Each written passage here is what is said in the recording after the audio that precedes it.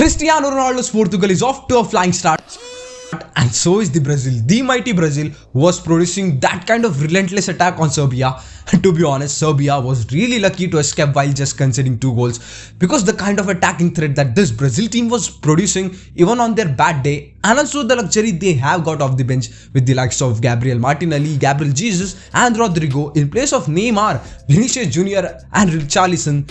I mean, come on man, one of the biggest upset of this World Cup would be that Brazil doesn't win World Cup with this squad. But anyway, we will discuss about that match later on. Let's just first get on to our first game. Ghana 2, Portugal 3. What an entertaining game that was. And Mr. Penaldo and Mr. Pessi as well have gotten off the mark into one of their last World Cup. But the only difference is that one of them wasn't able to salvage 3 points and one of them had to put his soul in his mouth while doing so, because Ghana was this close to equalizing the last minute of the stoppage time.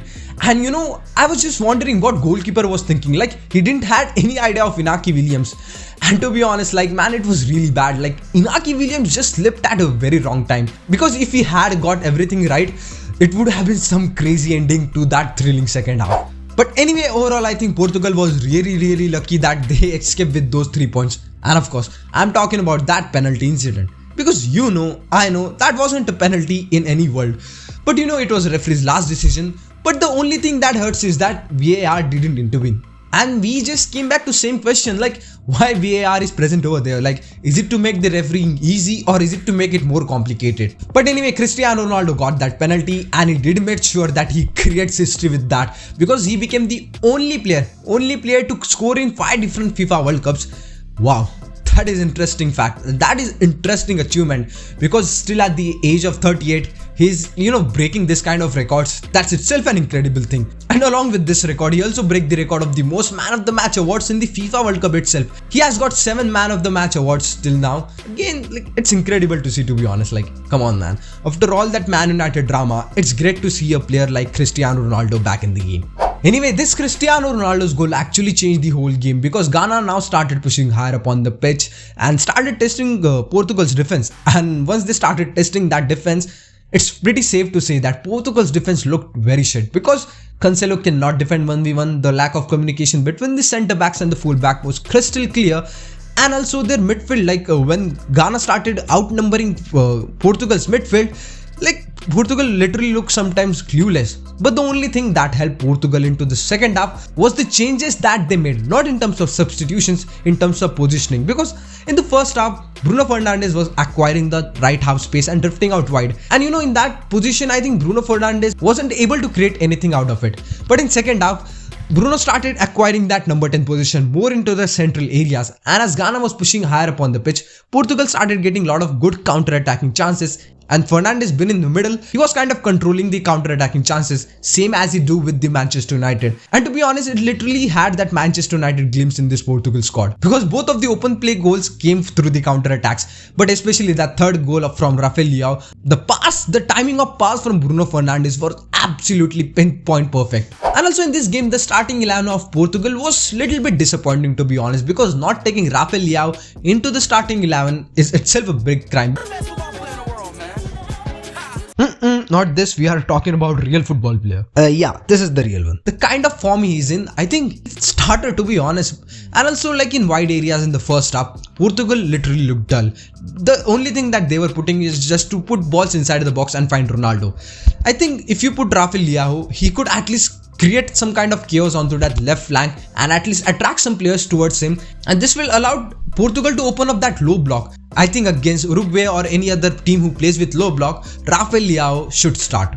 But anyway, Ghana wasn't ready to give up. Like, this game was itself very exciting. Ivu got them back into the game, and that second goal, man, what was that? What was that celebration? Like, you haven't even equalized and you go towards the corner and do the Sue. You have the balls, you have that guts to do that Sue in front of Cristiano Ronaldo, and you haven't even equalized. Did he just do the fucking Suey, bro? Did this black?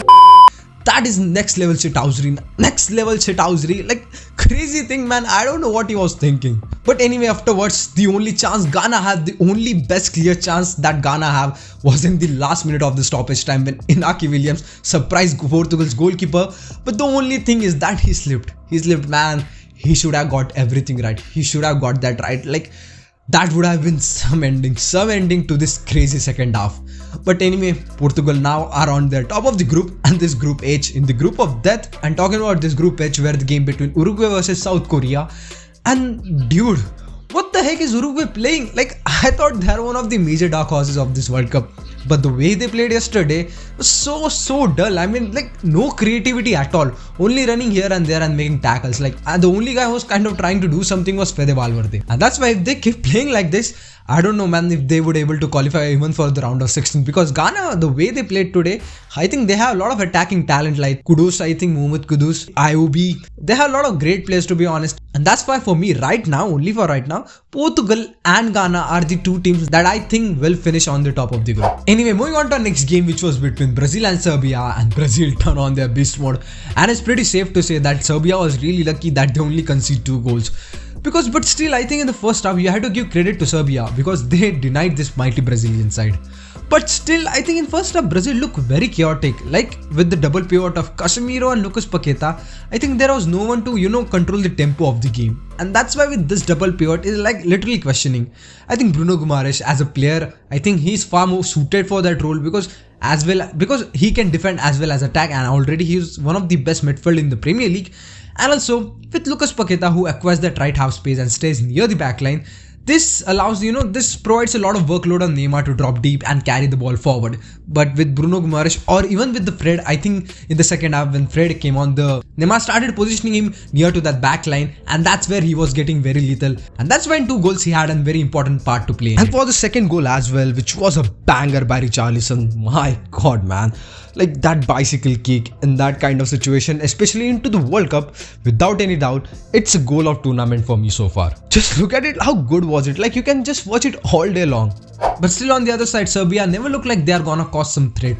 They had got some counter-attacking chances, but still, they were very slow to pounce upon them. And also the thing that they should have done is that they should have overloaded that right hand side of the Brazil. So that means the left hand side of the Serbia in the attack, and from there you could have put some crosses inside the box for Mitrovic, who was kind of waiting onto that far post. But still, I think in this group against Cameroon, Switzerland, I think they will perform better, and I still think they will qualify for the round of 16. And as for Brazil, I think as we predicted in our lineups and tactics video, Brazil already set up in a 3-5 formation with one of the fullbacks forming 3 backs and one of the fullback getting inverted, and up front with the front 3 where wingers staying as wide as possible with Rafinha and Vinicius, and on number 9 it was Richarlison, the man of the moment, and of course Neymar and Lucas Paqueta acquiring those half spaces. And the big news of this game is that Neymar has been injured again.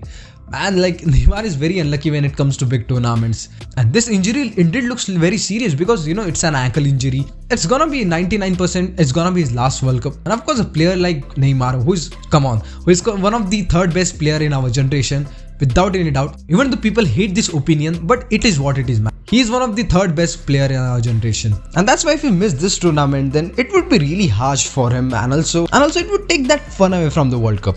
But still, I think this injury looks a little bit serious, even though Tite, their coach, had said that he will carry on to play the World Cup.